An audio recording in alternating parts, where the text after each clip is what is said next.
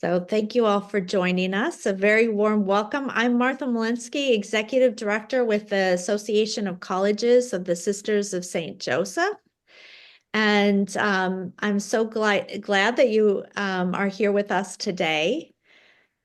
Thank you for joining us, as I said, for today's panel on using AI effectively.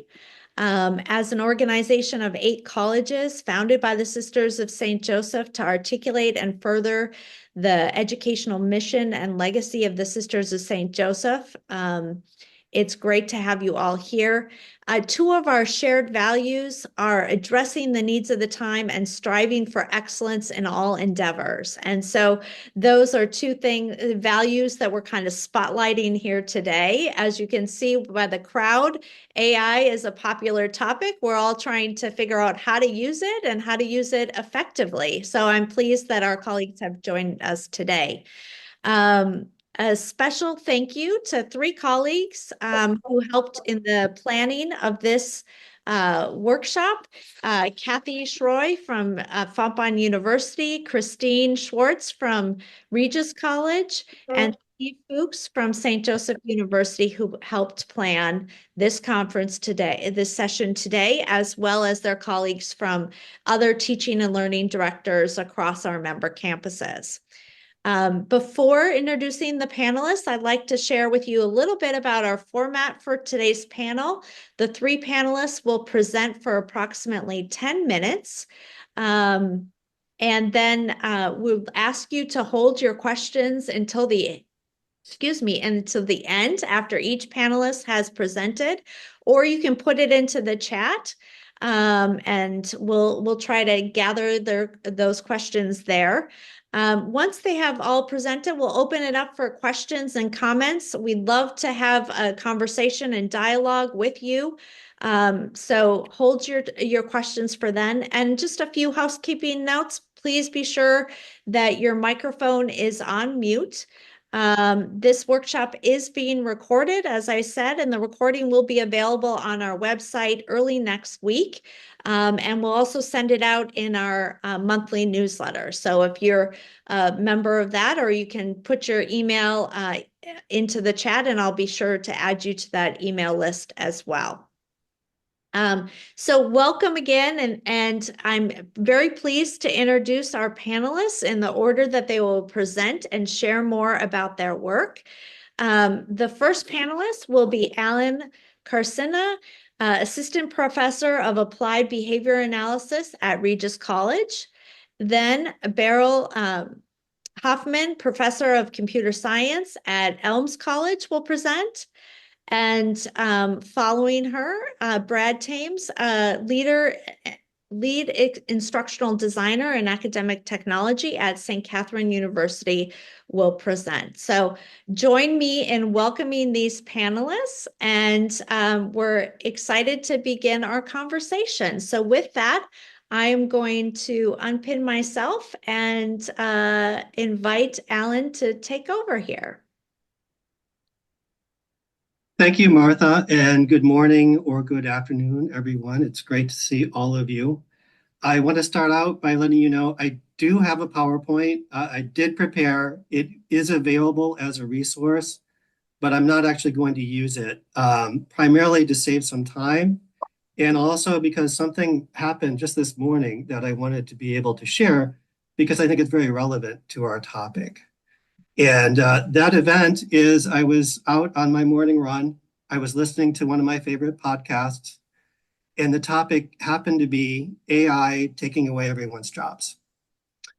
And the podcasters shared something. One of the podcasters said, I went to a AI service, I think it's Notebook LM. I uploaded a chapter from my book. I hit one button, and it created a podcast based on that chapter. And he played a brief part of it, and it sounded okay. So, of course, I'm running along, and I'm trying to find this on my phone, and I decided I would wait till I got home. I did that. I found Notebook LM. I uploaded a seminal article from our field, The 7 Dimensions of Behavior Analysis. And I found the button. It took me a few minutes. but I found the button, I pressed it, and it gave me a 20-minute audio review in the format of a podcast that was both engaging and actually extremely good. It introduced what is ABA in a way that was very good. It went into the 7 dimensions. It provided examples. Again, it was kind of like a back and forth banter, so it was easy to follow along. And then it spent the last 8 minutes kind of talking about ABI ethics, and it was very on point. So I think we could look at this as a tool, obviously, for us to provide resources. But I thought of that as, well, this is what our students have available to them now, right? So when they're reading articles or books or listening to topics in our class, they have this and much more available to them. So for us to tell them not to use AI, I don't know if this analogy is good or not. You can let me know in the Q&A part, but I think it might be sort of akin to me telling you, don't use your phone today at all. And you might be willing to do that if I can give you a very good reason why you shouldn't. But if I can't give you a very good reason to do that, you're likely to use it, and you're likely to say, how is he ever going to know that I use my phone, right? And that's kind of where we are. And it's important for us to have that conversation about detecting when AI is being used. But hopefully we will focus more, at least today, on what are the ways that we can teach our students to use AI that really helps them learn and grow as individuals and use it ethically, because that's what we need to do. Like, it's all out there, but we need to provide that guidance. And hopefully we'll be able to give you some tips for that today. So one of the ways that I have been using AI with my students is with role plays. And I actually have a number of topics that I teach that role plays make sense to do in class.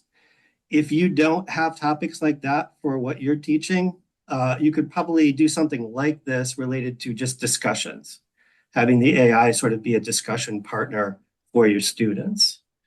But here's one of the ways that I use it for role playing.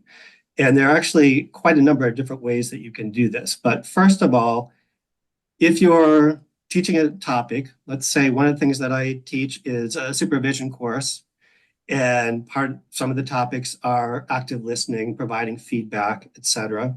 So our students read about it. I could assign them in class. Now, I could do it before class, but I prefer to do AI in class as much as possible. In class, I will tell them, hey, you're about to have a feedback meeting. Go to AI, ChatGPT, Copilot, and tell it you're about to have a feedback meeting and ask it to give you advice related to perspective taking or the feedback sandwich or something that they've read about.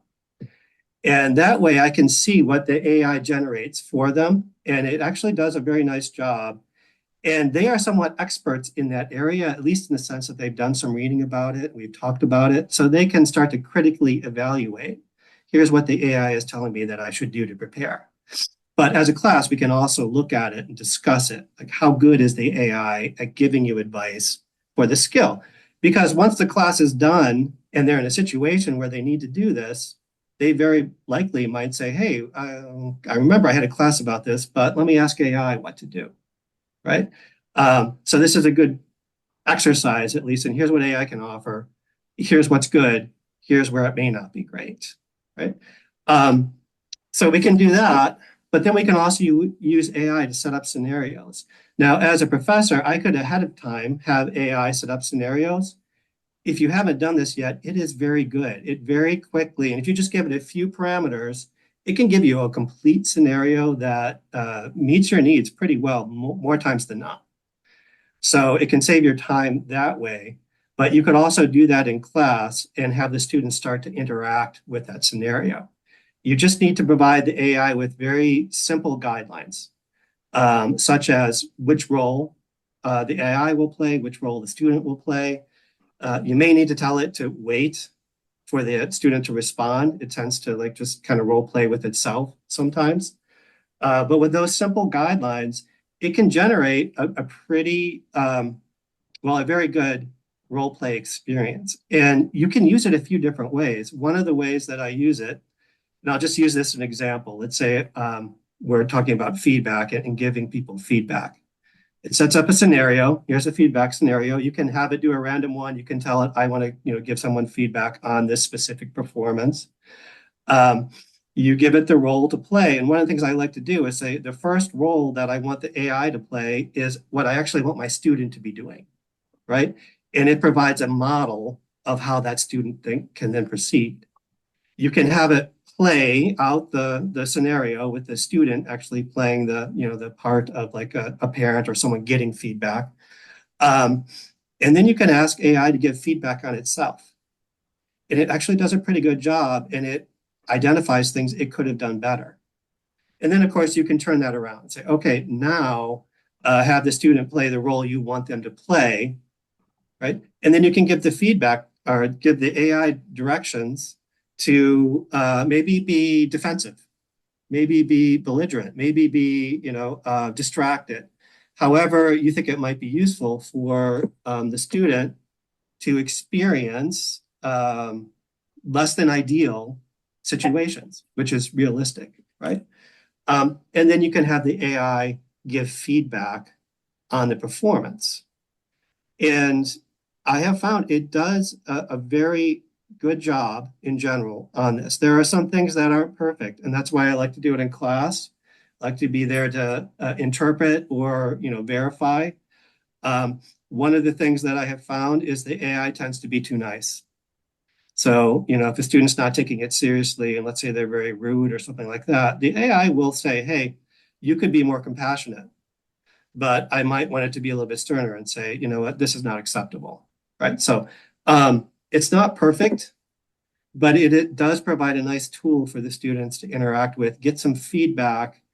And again, I'm thinking both this is something to learn with in the classroom, but very likely this is something the students will have and possibly use after the classroom. So I want them to know like what it does well, what it doesn't do well, how to get it to do things better. Because very often the very first thing you try, it doesn't do so great. Then you add in a few parameters and it does much better. Um, so that is something I have been doing, and I have found to be very useful, and the students have found it to be useful as well. And how much time do I have left? About 3 minutes. Oh, all right. So I just wanted to highlight a few other things that we are putting in place. One of the things we realized is faculty probably have varying degrees of experience with using AI, from very little to maybe a lot. So we are starting to put together a blog, and our goal with the blog will be to present one prompt that you can use in your classroom. And along with that prompt, we'll have like a video demonstration of what it looks like actually using it. And then we'll have, multiple posts showing how to use different prompts. Another thing that we are doing is putting together a basic course on Moodle that will talk about the ethics of AI, but also some of the basic uses so everyone has the same background in terms of at least basic background of using AI. And a committee of us are putting together resources that people can use. So one of those resources is a cookbook of prompts that may be useful. So again, I do have the PowerPoint available. It actually goes into more detail. I was convinced that I just wouldn't have enough time. And I also want to add some additional resources to it as well. So I'm going to actually stop and give a couple more minutes to the next presenter, who is Beryl. Thank you, Alan. Thank you. That's actually a fascinating use. And I want to try it. Sounds great and very engaging. So I do have some Google Slides that Martha, I think, will share the link in the chat. And I'm a professor of computer science. Any other computer scientists here? Probably not. I don't know. But so my use of AI in the classroom might be a little different than yours, but then I'm also going to expand and talk about Grammarly and a pilot that we're doing at Elms. But first, let me start with just AI in coding, which is what I teach, programming in Python and Java and so on. And GitHub is a repository, a software repository that is used widely in tech. And they do surveys on and off. And the latest survey showed that 97% of software developers use AI on the job to help them to code. So this means that I have to train my students to use AI in class as well, because they're going to use it on the job. So let me show you one of the editors that we use. So a lot of AI is now built in to code editors, and they use text completion, just like when you're texting or you're writing and the AI suggests the next word for you. It also suggests code. So if something is defined in a comment like this is a comment in green, and I just hit enter, it will suggest some code that I could hit tab and accept it. Or, maybe I start writing it in a different way, and it should go ahead and try to complete that for me as well. And I could tab that. But I also opened up Copilot. This VS Code is owned by Microsoft, who also owns ChatGPT, who also owns Copilot, which is a version of ChatGPT. So their coding software is also called Copilot. And so that's the AI on here. So if I make a beginner mistake here, forgetting to type country in front of C, for example, I can ask the AI, fix the problems in my code, explain how the selected code works. This is really useful for intro programmers. Or I could say, just write in here, what's the bug on this line or something, and hit enter. And it will explain it. So this is almost like having an assistant in the classroom where, instead of raising their hands and asking me with what's wrong, they can ask the AI what's wrong. And, it will say, this type is missing, you need country in here or something like that. Okay. So this is really useful, and you can turn the AI on and off. But let me go to my next slide where I will talk about, the pros and cons of having this in class. And, there are lots of benefits and drawbacks. So like I started with the motivation, using AI tools in the class definitely helps to prepare them for using AI in the workplace, because 97% of coders do, right? But another really great benefit, I think, here is that it lowers the barriers, because coding is difficult. And before AI, I mean, it was really difficult to look up what's wrong with this. And I had to help them a lot. They had to work together and so on. So this tool really helps them to lower that barrier to get into coding. And also it levels the playing field and the prior knowledge gap. So often, I would say, oh, that student in class is a star programmer. He's just really good. It's often a he, unfortunately. But later on, I would realize that student actually, took coding 2 years in high school. So they already know this stuff because they took it already, so it was that prior knowledge really that helped them. So it definitely helps students to get the prior knowledge and build up their knowledge. In terms of drawbacks, it can be confusing for beginners. So I have students turn the AI off often because it's confusing them. Because if they don't know what to type in, the AI can lead them astray into, doing lots of code that they have no idea how it works, and also that they didn't really want. Okay. And it's also very tempting to bypass learning. So that's where the ethical use, responsible use comes in, and really talk to them about that. My advice is to use it in assignments in class, but not in assessments. And also, I think keeping track of the history of code really helps. So I want to show you, for example, this is another tool I use, an ebook on Runestone, where I give quizzes or assessments, where I can actually see that this student took 8 tries to do this quiz. The first try was here. So every time they hit run, it saves one of their tries. And I can, just play back and see every single try. and what they did. So I know it's their work. I can kind of see their thought process. Okay. So going on to other classes, we just started a pilot of using Grammarly in targeted online courses. And Grammarly AI, I'm going to show you this as well. So Grammarly has an AI built in as well, which institutions can turn on or off, but it is available in the free version. And there's lots of AIs available outside of Grammarly. So, not turning it on, I think, doesn't do anything because there's so many other ways they could get to an AI. And just to show it to you, so you can, there's a Grammarly Pro version, but there's a free version too with a free Chrome extension. And once you install the Chrome extension, it follows you around so that when you're writing in Google Docs or in Word, you can open up Grammarly right on the right side and get ideas and so on. Okay, but it also, just to show you the AI, that's this little button here, where their AI seems to be a lot more supportive or scaffolding for students than the generic AI. So for example, brainstorm topics for my assignment, more ideas, draft an outline, something like that. So I could choose that, make an outline for a paper on responsible AI or something like that, and it will put it in. Actually, before I do that, let me tell you a little bit about the other tool, which is what I'm really excited about. So they have a new beta tool called Authorship. It's currently free. So even in the free version, I think eventually it'll only be in the pro version.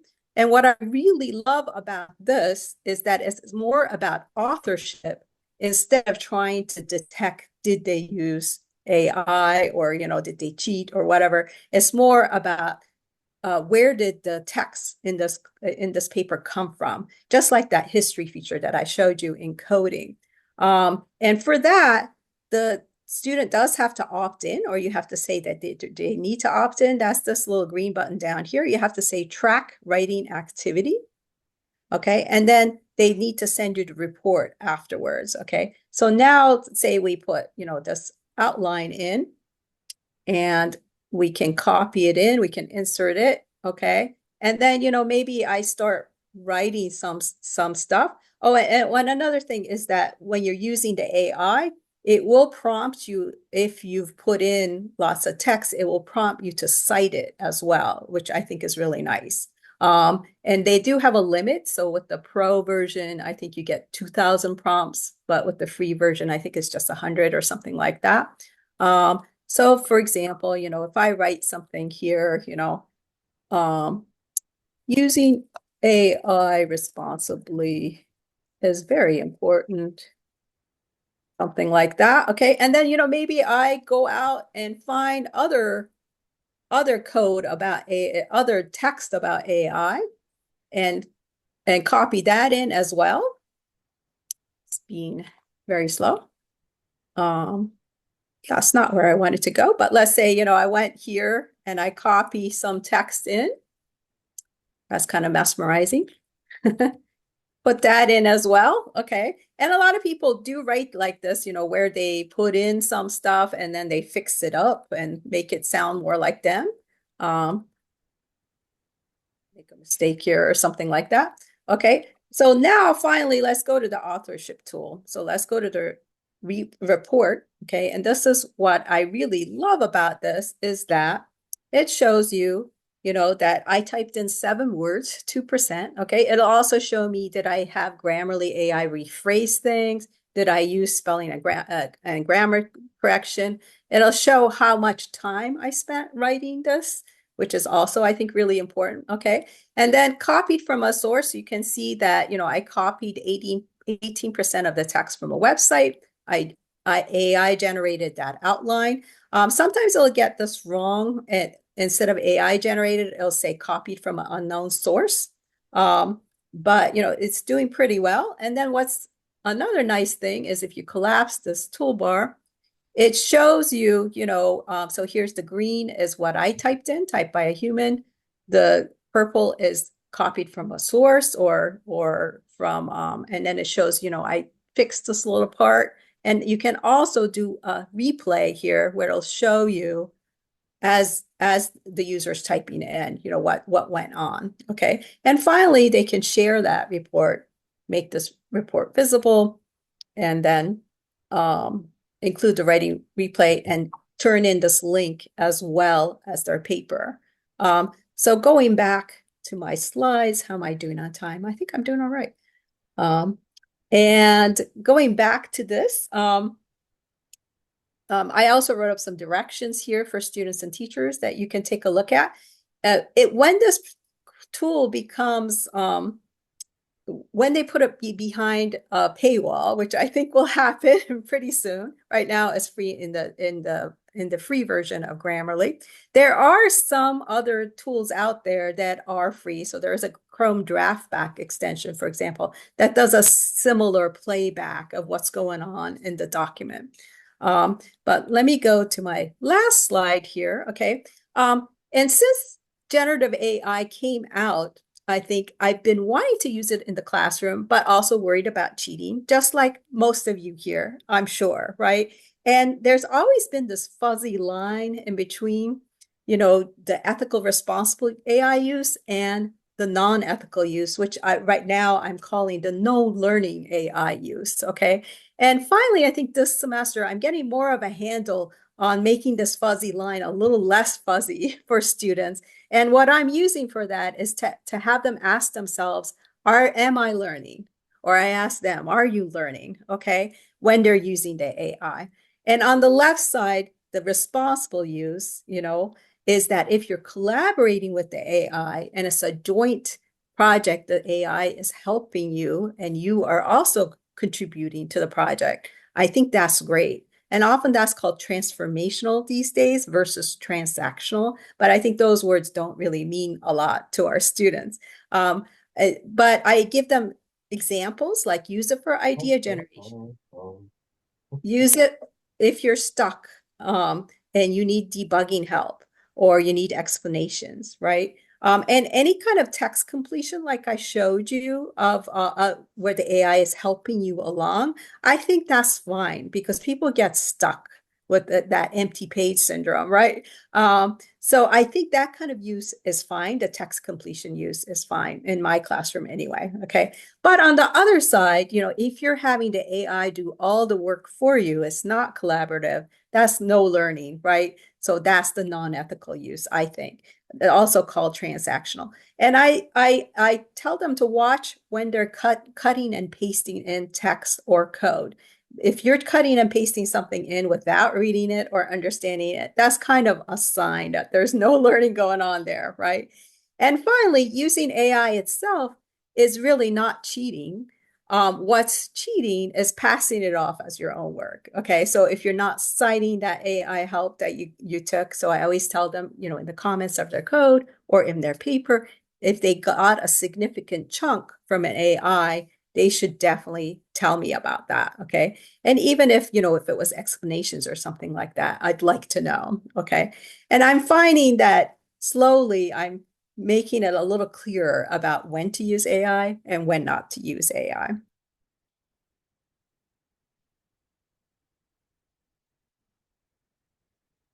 All right.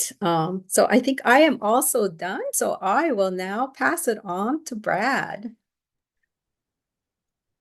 Thank you very much. It was really super interesting, kind of inspiring to start learning about this more.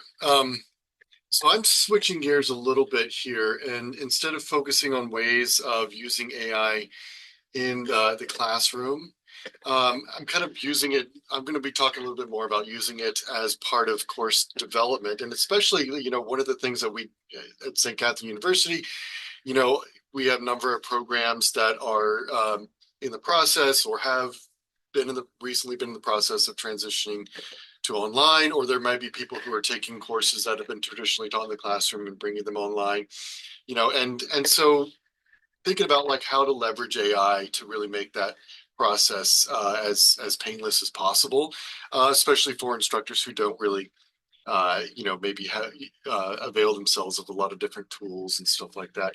So I'm going to kind of just talking about some basic uses of AI for that process. Not really going into a lot of what I'm going to say can be done with like some of these like, fancy tools that are coming on, being developed all the time. But I wanted to kind of just keep it more focused on some basic tools that most instructors will have available to them. So uh, when you are developing an online course, there's all these different kinds of ways that, these best practices when it comes to course design and execution, especially in an online environment, that instructors are often reluctant to implement simply because they can be toilsome and tedious and so forth. And so I think that's especially where AI can be a really godsend in a lot of ways. Um, First, just start with items that are quite important, but are, in my experience as an instructional designer, are some of the most neglected, because again, they can be big time drains, and the importance of them is often less obvious to instructors, and yet, so it's kind of this disconnect between the instructional design perspective and the instructor's own perspective, and we can kind of bring those together a little bit better when it comes to especially things like outcomes and rubrics. And so, for these kinds of things, that the process that might have been taken several hours or several days can be done in just a matter of minutes. Just, you can do it the easy way and just feed in a syllabus or an assignment prompt or whatever you want to create the outcomes or the rubrics for, and just ask the chatbot to create the thing. But often I find that chatbots are a lot more useful if we treat them as conversation partners. So instead of just sort of like feeding in the syllabus and telling it to produce something, I find what's often really helpful is just to say something like, help me write a rubric for an assignment, or help me craft outcomes for a course. And and it will sort of start asking you questions, and you end up engaging in this kind of conversation where you can tell it what your course is about, or tell it what the assignment's about, or something like that, and describe it in natural language, and through that process, as almost as if they were talking with me as an instructional designer, we can come out with some really useful outcomes and rubrics and stuff like that again can be very beneficial for students. The second category that I'll mention, mostly as just a reminder that you can do this, because probably most people will have done this. At least most people in this conference here will have done this, or at least know you can do it. But it's sometimes just a good reminder, especially if you're sort of helping other faculty members who aren't quite as used to using AI for these kinds of things, and that's just the ability to create things like quiz questions, discussion prompts, assignment prompts, study guides, and all sorts of other kind of really useful things. Again, that sort of traditionally will have taken quite a bit of time to produce, and for that reason would sort of be put on the back burner. And again, sort of as I said before, it's if you don't treat it as just sort of like, give me this and then take it or leave it, but to sort of treat it as a conversation partner is often the most useful way of doing it. If you say, give me a set of 10 quiz questions based on this particular reading, and then you say like, okay, I like 2 of them. So more like numbers 2 and 5, fewer like numbers, 6 and 10. And even if you were to tell the chatbot what you liked about the ones you liked and what you don't like about the other ones, and just can continue to sort of build your database of questions.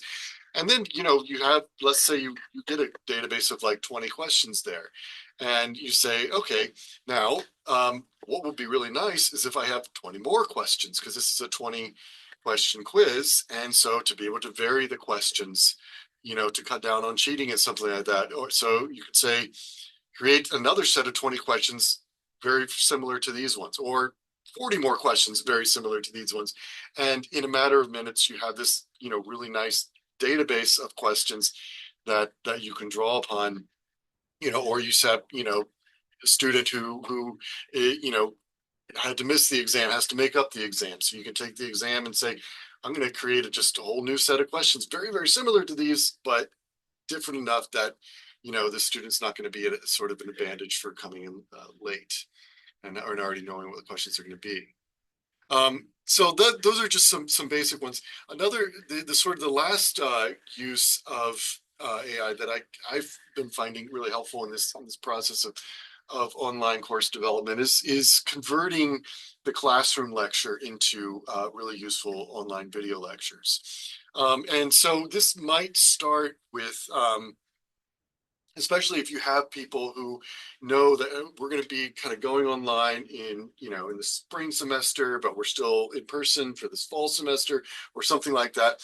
We can just say, okay, let's be recording the in-person discussion slash lecture that we have, and then you can just and we're going to sort of work with that recording and to try to create some really high quality you know evergreen videos or learning objects or something like that, based off of those kinds of lectures that are more appropriate for the online environment. So the kind of you know tone and the things you're going to be talking about when you're with students in class may not work really that well for the online environment, right? So you take, especially when you're you want to have something a little more polished. You want to, the standard is like 7 to 10 minutes or so, per video.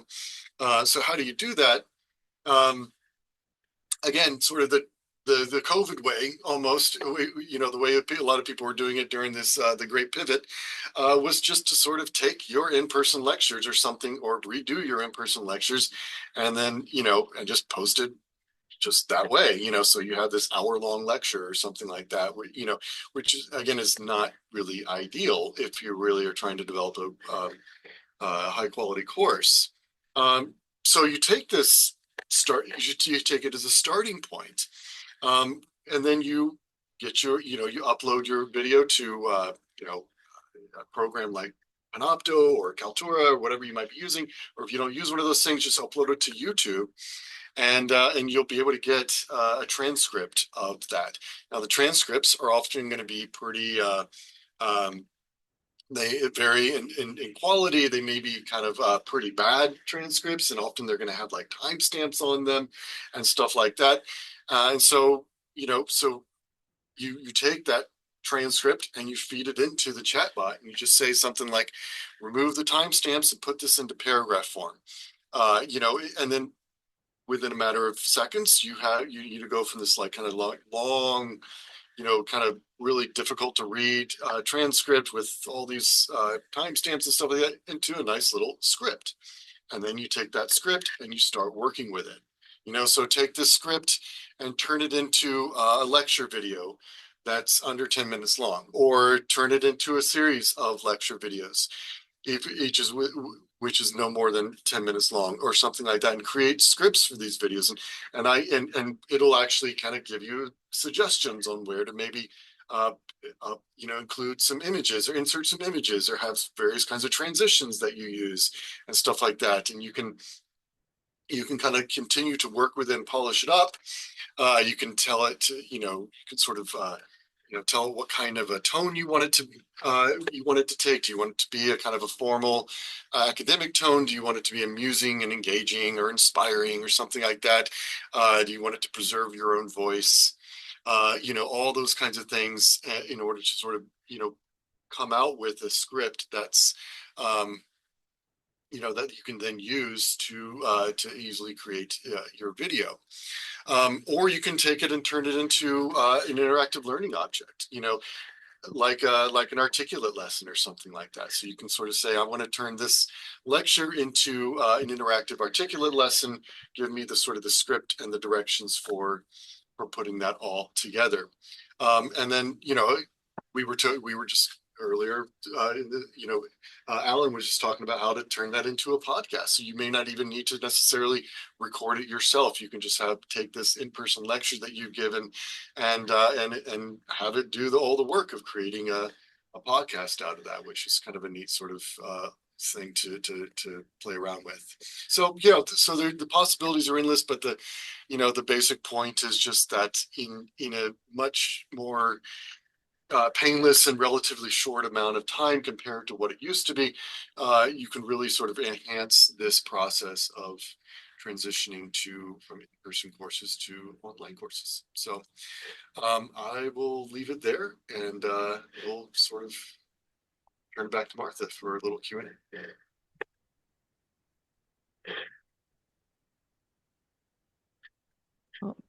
Great. Thank you to all of our presenters. Thank you, Brad and Beryl and Alan.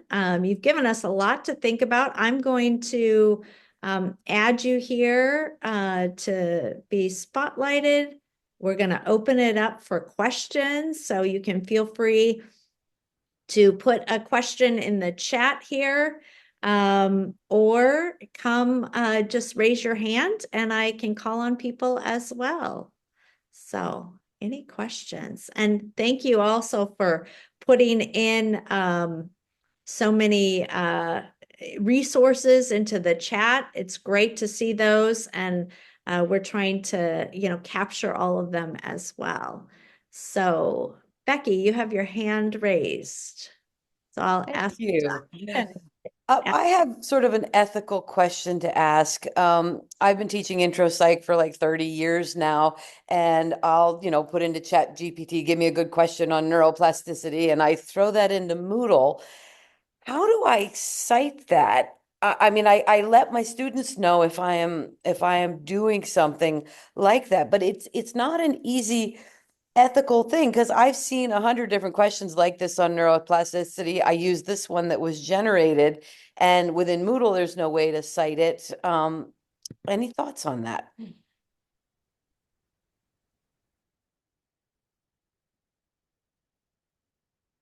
I was actually just in a webinar not too long ago, or more of a meeting about that very topic, and there aren't any fast and hard guidelines. I think if you are being very transparent and you're saying this is where I got this is how I got it, that's modeling like what we want our students to be able to do. I think there are some guidelines, like APA has guidelines, but this is also new. And particularly if you have long conversations and that sort of thing, it can be difficult to do. So being transparent is to me the most important thing, and having a conversation about it with your students. I don't know if people have different or extra information. It makes me question too. I have different test banks that I've used over the years with different textbooks I've used, and I'm not very good at saying, oh, this came from the Macmillan one and various things. And so I think there's some cleanup to be done in that regard as well. Yeah, that's what I was going to sort of mention, that a lot of the conversation is around looking at the kinds of practices that we've been engaging with forever, like using textbook provided test banks, and never really feeling like there is an obligation to cite that. We kind of it's just available, and you use it, and most people just don't feel that obligation to cite it. Maybe that's wrong, but that's at least been the standard practice. So that we raise a question like, well, how different is this really from what we've been doing if we use AI generated questions rather than textbook generated questions without citing it?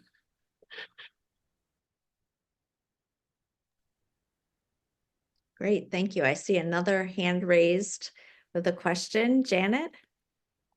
Yes, thank you, Beryl, Brad, and Ellen. This is mind-boggling and so appreciated. And I have a question. So on the continuum, I am what I guess in the world would be calling a very late adopter. So here's my question.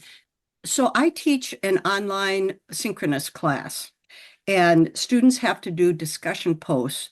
And what I noticed, and this has happened a couple times, and so this maybe gets into the ethical question about So I have some students who English is not their first language. So when they're asked to analyze or reflect on you know, some of the reading assignments or conversations that have happened, what I have noticed, and I don't quite know what to do with it.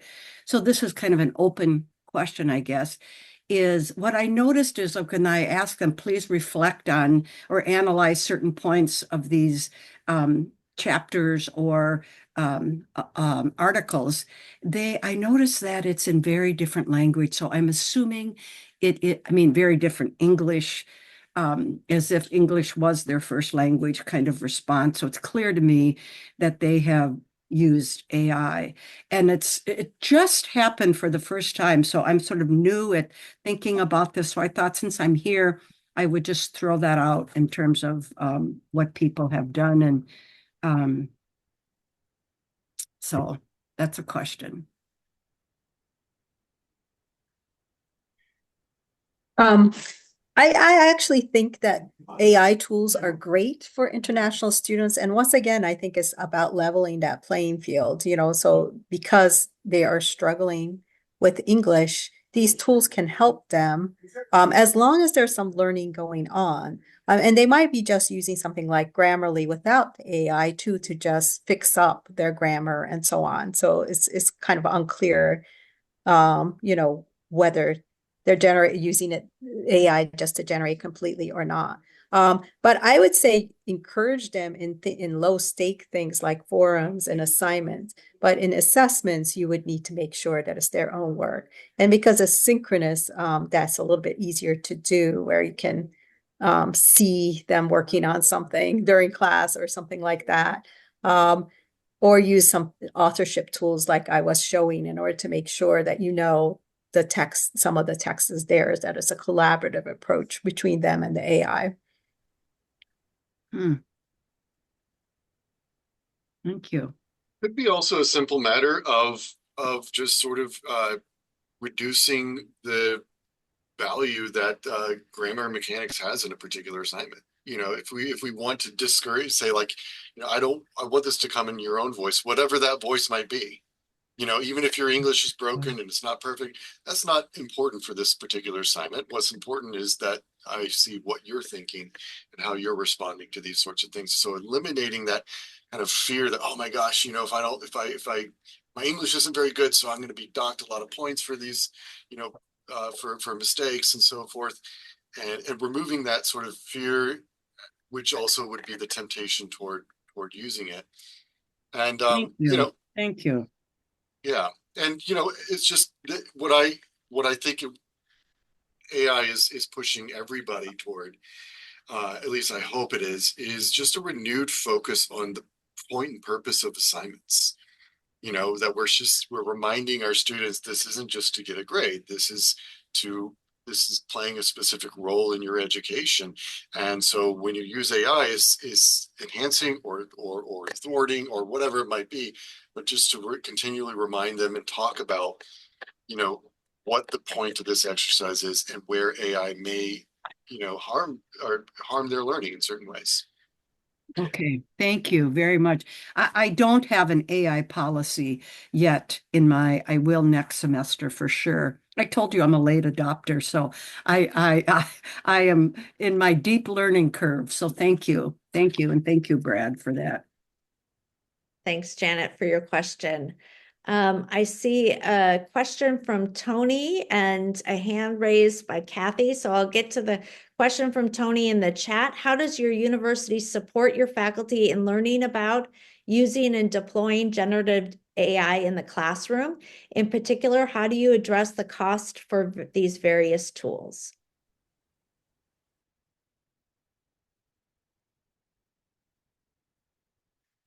Well, at Elms, we've been having a lot of discussions and brown bag discussions, things like that, where getting together, especially when it first came out, to trade ideas and to talk about how we've been using it in the classroom, much like this webinar here. So I think definitely talking about that at Elms anyway has been supportive by the administration, that the faculty get together and talk about things. In terms of costs, right now, a lot of these are free. AI is free and so on. I know some colleges have invested in AI detection tools, which can be costly, but if you do some research into that, you find quickly that they don't work very well, and there's a lot of false positives. So in our college anyway, we have not resorted to high cost tools. The Grammarly pilot right now, I mean, that one does have a cost, but the free version does offer almost everything as well in that.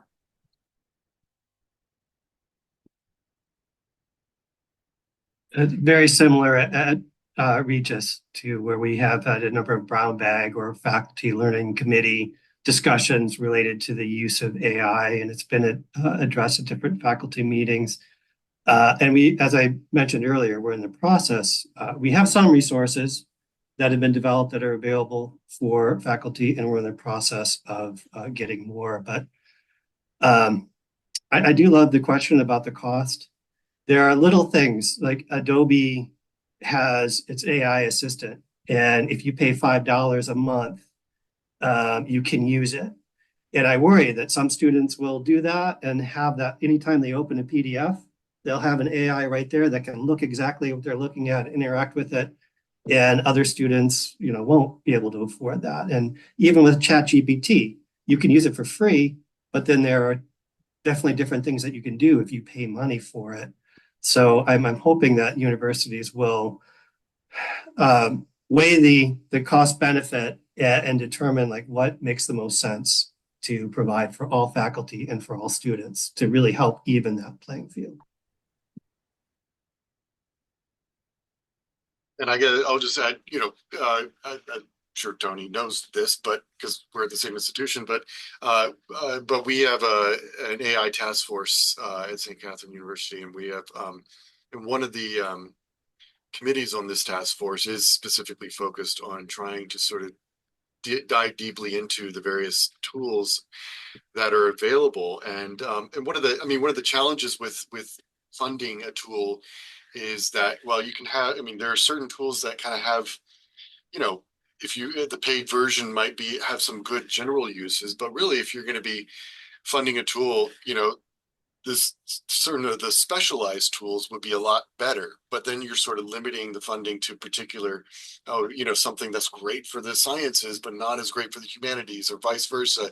There's these tools that are being developed that specialize in lots of different things are, it's hard to sort of say, well, which one would be worth investing in, knowing that maybe some people are going to feel like, why are you investing in a tool that's for this program and not investing in a tool for our program?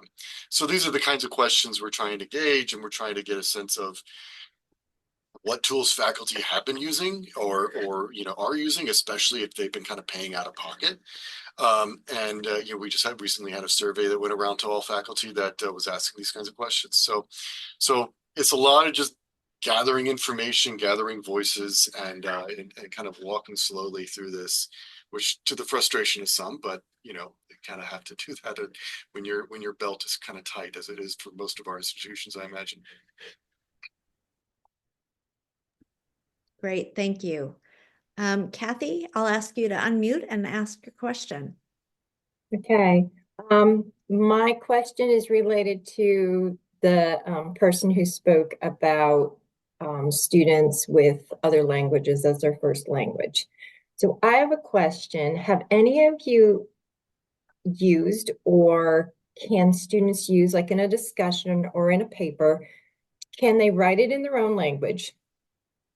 Like the discussion answer, because they may, I learned a second language and I cannot speak it well, but I can read it. I can read it. My grammar and things when I write answers is not great either anymore. But can students write it in their own language, use an interpreting app to change it into English and submit both of those as their discussion or as their paper. So you can see that they wrote it, and then you can see that it's interpreted. And the interpretation, yeah, it's not necessarily going to be perfect by any means, but has anybody played with that at all?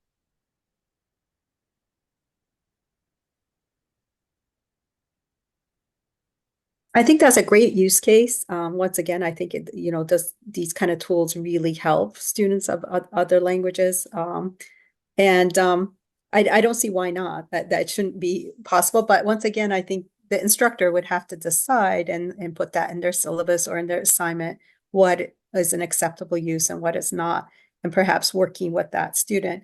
One nice thing about some of these AIs, like ChatGPT, you can actually send a link of your conversation with the ChatGPT with an assignment. So I've asked students to do that sometimes. If you ask ChatGPT for help, or in my case, there's a website, for example, called Stack Overflow that a lot of people go to.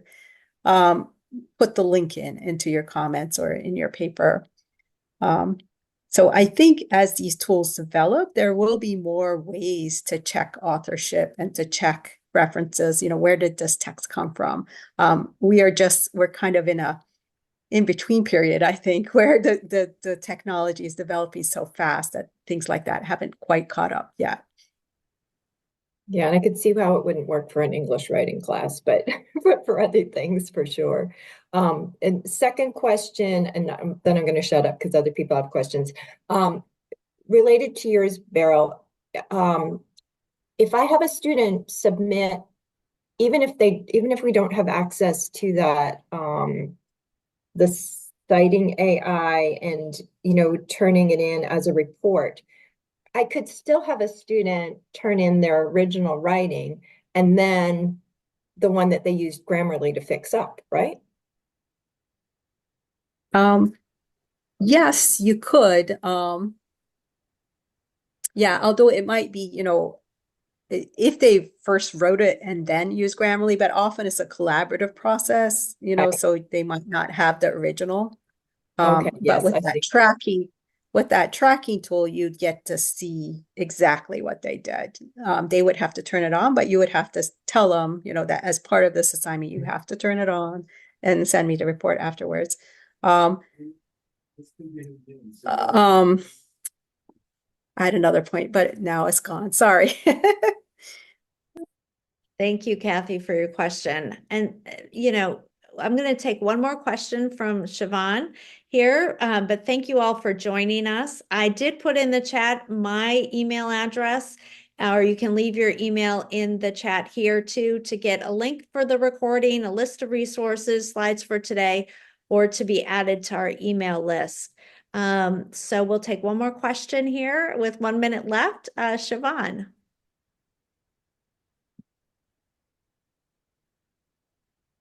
Okay, sorry, this will be fast. I'm just curious, what are the consequences when a student at your schools is proven to have deliberately used AI generated writing and passed it off as their own? Are we at the phase where they're getting the same consequences for plagiarism, or is it still like a teachable moment phase? Well, I think the biggest challenge when it comes to that is how do you prove it? And that's where we're running into a lot of difficult questions because you just can't prove it really to the same degree that you can prove traditional plagiarism, where you have the original text and the student's text side by side, and you can kind of see the match there. You just can't do that with like even a AI detection software. Like we use Turnitin at St. Kate's, and we have the AI detection software there, and we have instructors go through a training first before they can use it, so that they can see what it does and what its limitations are, and understand it and everything like that. But still, nevertheless, it's just very, very touchy because you may get some things where you have this like detected text and the student just vehemently denies it, and where do you go from there? Do you just say, well, you're just lying, and I just think you're lying because this program said you're lying, but you don't have anything more to show, like you don't have that kind of really proof thing. So I think these are again raising lots of difficult questions, and I wish I could say what our answers are, but we don't have any yet. We're just kind of trying to work through them, as everybody is, I think. And you know, it's nice to know that we're all in the same boat and we're all kind of like wrestling with the same problems, and hopefully you know, solutions will start to emerge. Yeah, I also want to say that I'm very much in I'd like to educate the students need to be educated too about responsible use. You know, it's new to them too, and they're not quite sure that fuzzy line, they're not sure where it falls often. So I do give second chances where I talk to the students and say, you're relying on AI too much. I want to see your work, you know, and if it comes to, you know, maybe I make them do it in class, or maybe I make them do a video and show me is really their own work. So I try to work with them on that. And just to reiterate something I said a few minutes ago, like, I mean, I think it's just what's most important for me right now is trying to encourage them to be self-motivated when it comes to it. Just to say, this is why we're doing this assignment, and this is why I don't want you to use AI, or I want you to use it in this limited way, or something. To really explain the policy. A policy is one thing. Explaining the policy, in my mind, is much more important than having a policy. Great, thank you. Yeah, thank you for all of your questions. Thank you to our panelists. Let's give them a round of applause here. Thank you for sharing all of your best practices, ways that you're incorporating and using AI in your classroom, as well as in creating course materials. I learned a lot today, and I think each member of our audience did as well. So thank you again. And thank you all for joining us. Look for more workshops next fall or next spring, probably next fall as well, that from the Association of Colleges of the Sisters of St. Joseph. But thank you all. Have a great rest of your day, and be well.